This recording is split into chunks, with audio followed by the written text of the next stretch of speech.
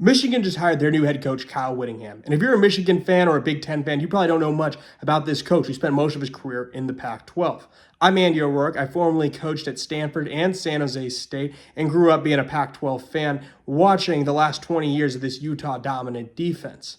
Today, we're going to break down this Michigan hire, what he's going to bring to the table for them, and give some insight as to what fans can expect Whittingham to do here at Michigan. First thing on Whittingham, he brings over 40 years of coaching experience. He's been a defensive coach his entire career, and he's called some phenomenal defenses. His scheme hasn't changed too much over the years. It's been a very 4-2 aggressive scheme, a lot of nickel defense, heavy in man coverage, and very aggressive. They're going to attack you with the blitz. They're going to stunt you. They're going to run a lot of under and over fronts. They are really dominant in the pass game, and they struggle a little bit in the run defense, but I'll break down why that really isn't too much of a concern for me. First graphic we have pulled up here breaks down what he did on defense last year on Utah. Kind of give you an idea of their scheme, what they do. And I think the big note to look here, looking at the tendencies portion of this, is his blitz percentage. He gets after you in the blitz. 44% of the time, he's blitzing a player on a play. So he really gets after it. He's going to try to be super aggressive, make tackles for losses, sacks, get you behind the chains, and then let those pass rushers go so they can get after you in the pass game. He's had a lot of dominant pass rushers, really elevates that defense that way, creates a lot of havoc plays for you. They don't disguise a lot of their defensive coverages, though. They're only 19% disguise, which a disguise coverage is if you have two high safeties, you're staying two high safeties. If you have single high safety, you're going to stay in that single high look. And 60% of the time, they're in man coverage, which is one of the highest rates in all of football. He loves cover one, he loves cover three, and then will play quite a bit of cover zero as well, mixed in with a bit of cover two. One of the lowest rates of quarters in college football, which quarters is kind of all the rage right now. You have a lot of teams playing cover four, palms, variations of that. So that's a big change of his scheme. It's very unique, which makes it difficult to game plan week to week against him because they're just so different from everything else you see in college football right now. Diving into their defensive rankings here next, first one up here is positive EPA allowed. So EPA is a real nerdy stat. What it does is it measures the efficiency of an offense, how likely they are to score points. It's expected points allowed, and they are very low in that. They don't allow a lot of positive EPA for the opposing offense against them, meaning their defense is really dominant. They're keeping you behind the chains. You're not able to move the ball very efficiently against them. 28th is a phenomenal ranking. You look at successful plays allowed. They're 29th. This means the offense isn't getting half the yardage to gain a first down every play. They're keeping you behind the chains, letting this defense really attack and get after you. They're 38th in tackles for loss plus no gain, which really goes back to his blitz percentage and how aggressive of an attacking front they are. They're getting you behind the chains so they get into pass rush situations and really dominate. You jump down to passing yards allowed, they're 10th. Again, this counters with all the other metrics we have shown so far. They're trying to get you behind the chains to attack. Now, you look at the rushing stats, and this is where this defense has a little bit of problems. They're 110th. But that kind of comes with the aggressive nature of this defense. They're going to be attacking you, which can lead some holes to lead to more explosive runs, but you get them behind the chain. So that's really beneficial. So it's a give and a take, right? You're really efficient in the pass defense, but you give up a bit in the run game, but you're getting them behind the chains, which when you look at points allowed, they were only 17th in the nation. So you don't really care that they're giving up the explosive runs, that they're allowing rushing yards, because it's how that yardage is being gained. Is it giving up an explosive run for a touchdown? Or are you creating a tackle for loss, the play after that explosive run? And now they're behind the chains and now you're getting off the field. That's more of what the story of this defense is. As you can see, they're really low in the run defense categories, but it's schematically built into how that defense is going to play. They're going to get you behind the sticks so they can rush the passer, so they can dominate. They'll let you move the ball a bit on the ground, but you're not going to be doing that very efficiently. The player I kind of hope for,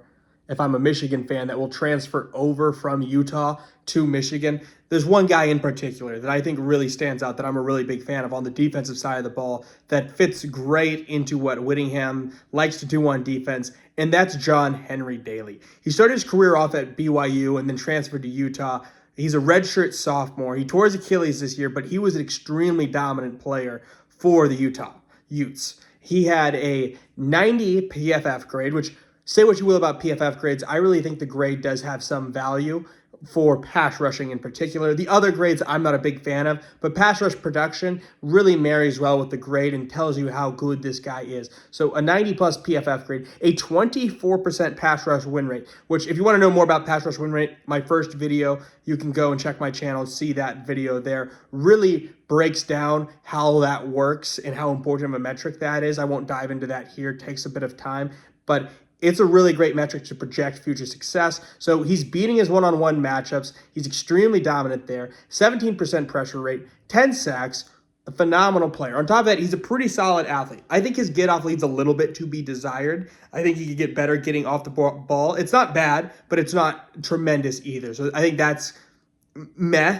He's still very good. It's still not a bad get-off, but I think that's like the lacking part in his athleticism. I think he's got great speed and he's got really good change of direction to bend around the edge. I'm a very big fan of him. He had 31 hurries, 10 sacks, 12 tackles for loss. He's a great run defender, big-bodied guy, about 6'5", 250.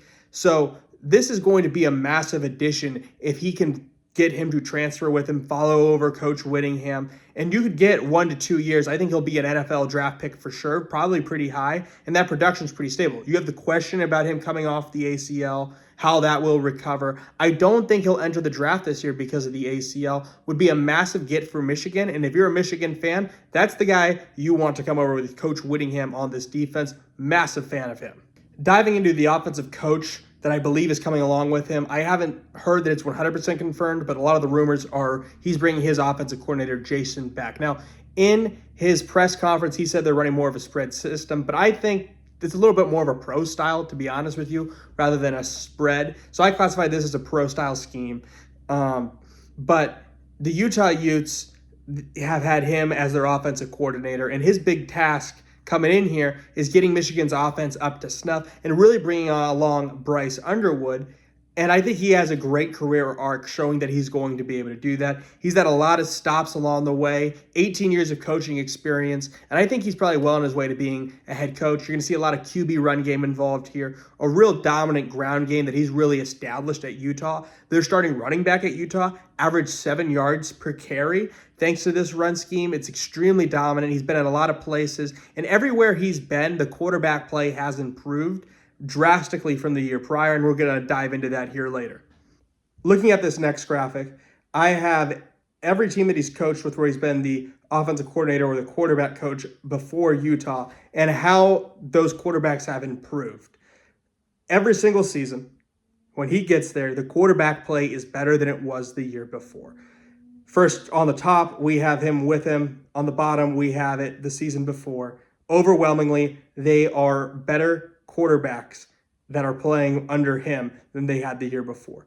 You look at the PFF grade, it's drastically better. Now, say what you will about PFF grades. I'm not necessarily a big fan of the PFF pass grade. I think it's solid. I don't think it's the best, but you can't deny the massive improvement in the grading profile. There's something to say in that. You look at the passing yards per attempt. You look at the passing touchdowns. You look at the interceptions. Interceptions are down, touchdowns are up. It is a good thing. Bryce Underwood's going to be in really good hands here. He has a great track history of developing these guys, getting them to play to their full potential. He marries it with an awesome, dominant ground game. This is very optimistic for Michigan fans. This is going to be a really good thing. You're going to get that maximum contribution out of Bryce Underwood, and it's going to be exactly what he needs. So I don't think that's really a worry for them. I think if this is the guy he brings in, he's going to be knocking it out of the park. I think Beck is a rising star in college football and a guy you really want on your staff. Overall, this coaching hire for Michigan is as good as they could hope. Late in the process, trying to find a guy to step in after a disastrous situation that Michigan was faced with, you couldn't ask for a better coaching hire. He's got a plethora of experience. He's going to bring in an awesome defensive scheme with a great offensive coordinator to bring up Bryce Underwood to be the player he's supposed to be. It's exactly what you want. What the questions on this, if you're going to nitpick, what would your concern be? Well, for the most part, he inherited an awesome culture from Urban Meyer. And I know what you're going to say. Urban Meyer, great culture. But you look at what he did in college football, he consistently built winning programs, and Whittingham worked with him and inherited that at Utah. All he had to do was maintain it. He didn't necessarily have to build a new winning culture that was already established for him, and he already had seen how it worked. Now, the great argument to that is he's been able to maintain and grow that culture at Utah and continue to put out winners. However, he hasn't done that in a new program. He's never had to leave a new job and build up a new culture where he's jumped from place to place and been able to continue that culture. So that's kind of the question mark for him is, will he be able to do that at Michigan? I think the probable answer is yes, he will. But if we're going to nitpick this, what is the question mark on his hire? How is he going to build that culture? Will it translate moving from Utah to Michigan? Will the players buy in? I think the transfer portal will probably be a big help. I mentioned the player, John Henry Daly, that I think I want him to bring in. I think he'd be, one, an awesome contributor, probably help establish that culture and really continue on that amazing coaching pedigree that he has built at Utah and now will continue at Michigan. I'm Andy O'Rourke. I hope you enjoyed this video. If you want more content like this, please like and subscribe and check out any of my other videos that I posted breaking down the Oregon offense and pass rush win rate and how players develop and projecting players from the FCS to the FBS level. Thank you for watching and tune in next time.